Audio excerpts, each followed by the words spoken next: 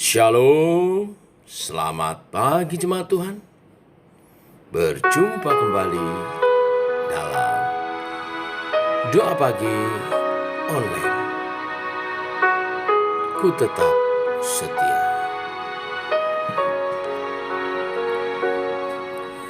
Seperti wanita mengurapimu, menangis di bawah kakimu.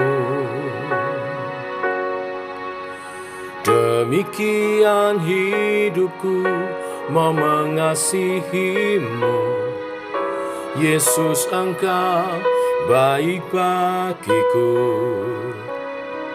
Sampai akhir ku menutup mata, ku tetap setia menanti janjimu.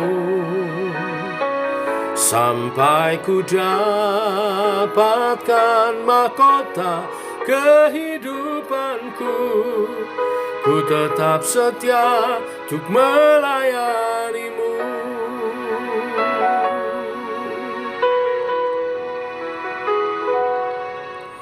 Seperti wanita mengurapimu, menangis di bawah kakimu. Demikian hidupku mau mengasihimu. Yesus, Engkau baik bagiku. Sampai akhir ku menutup mata, ku tetap setia menanti janjimu. Sampai ku dapatkan mahkota kehidupanku, ku tetap setia untuk melayanimu.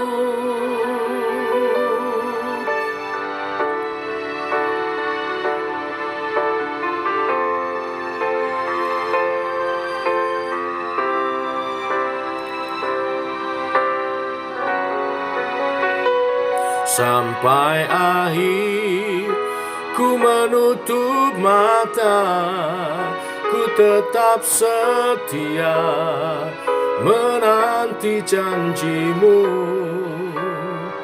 Sampai ku dapatkan mahkota kehidupanku, ku tetap setia untuk melayanimu. Sampai akhir ku menutup mata, ku tetap setia menanti janjimu. Sampai ku dapatkan mahkota kehidupanku, ku tetap setia untuk melayanimu. Ku tetap setia untuk melayanimu. Ku tetap setia untuk melayanimu.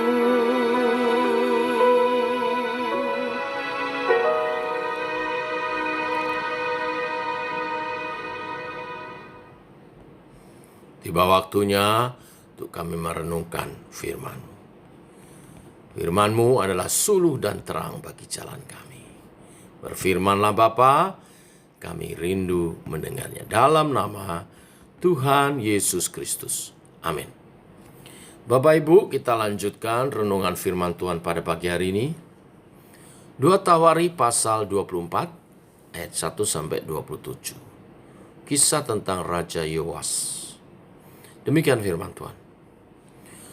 Yoas berumur 7 tahun pada waktu ia menjadi raja, dan 40 tahun lamanya ia memerintah di Yerusalem.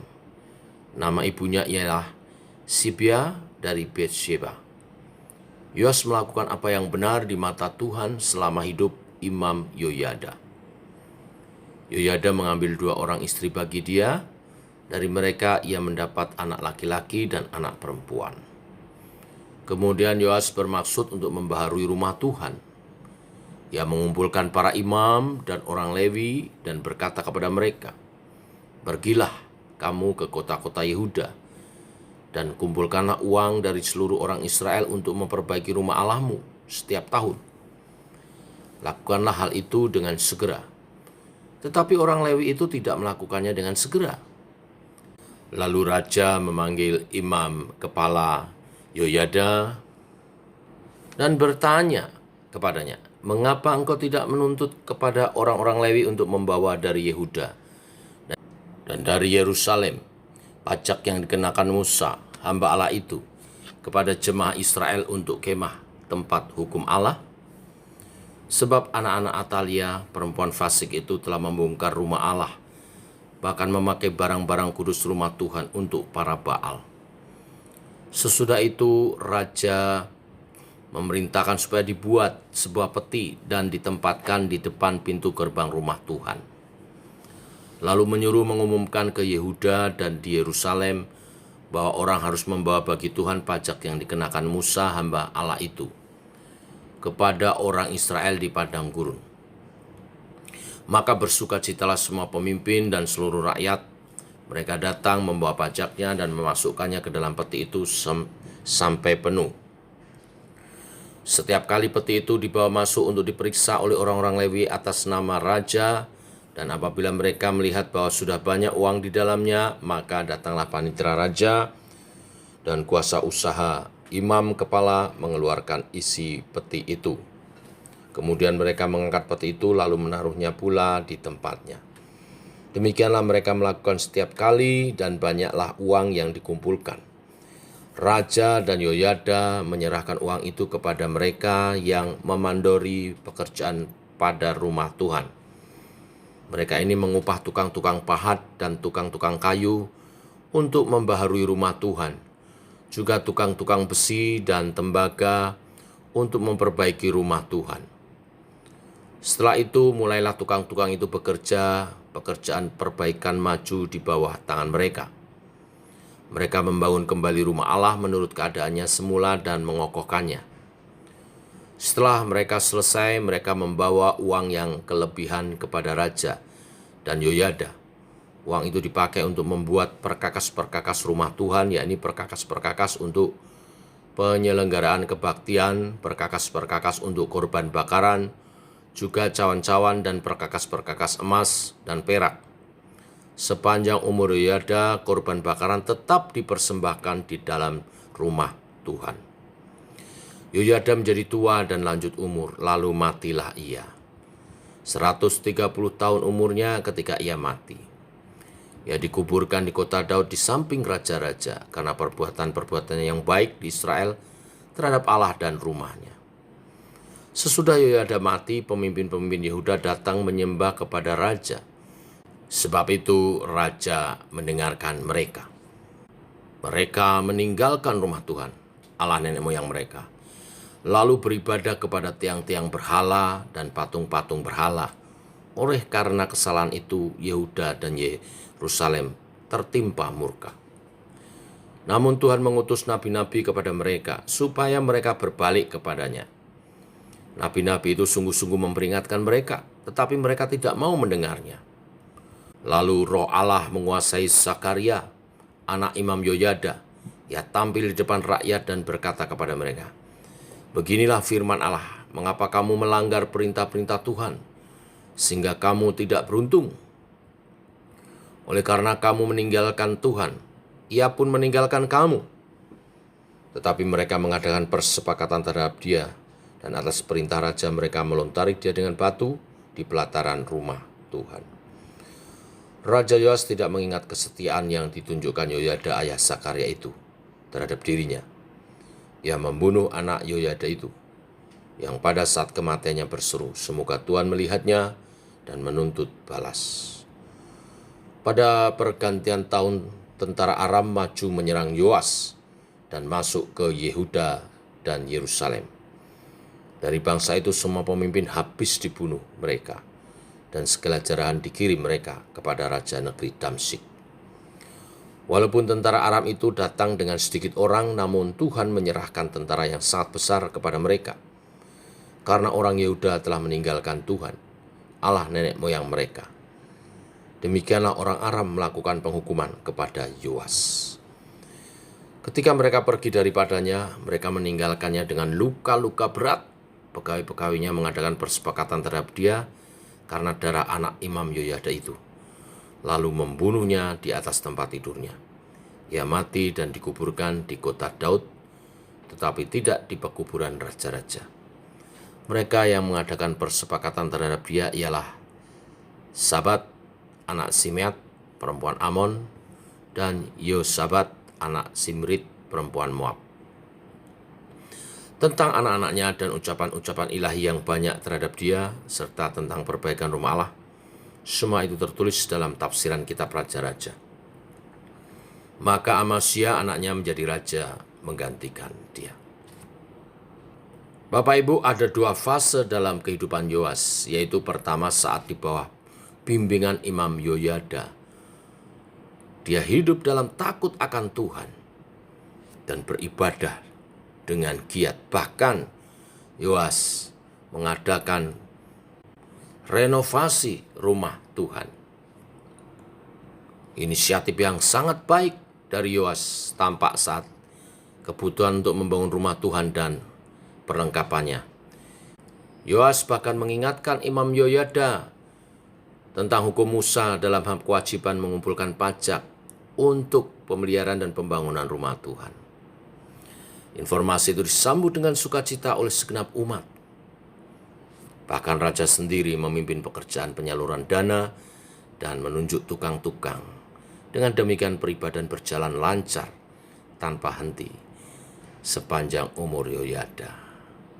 Tetapi di tahap kedua, saat ia memilih meninggalkan jalan Tuhan sesudah kematian Imam Yoyada, mengubah sisa akhir hidupnya yang sangat tragis.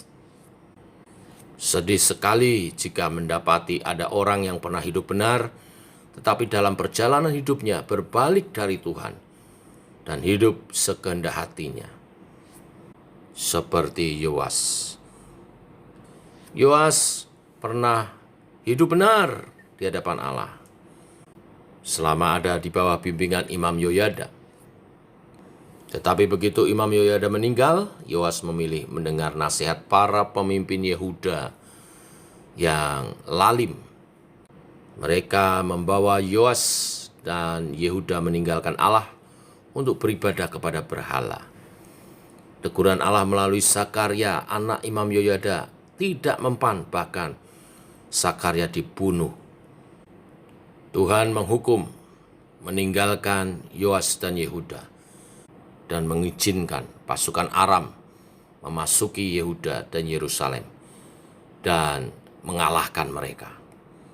Yoas terluka parah dalam peperangan melawan pasukan Aram itu, dan ketika terluka parah, pegawai-pegawainya yang menuntut balas akan kematian Sakaria, anak Imam Yoyada, membunuh Yoas. Kisah hidup yang tragis karena tidak setia.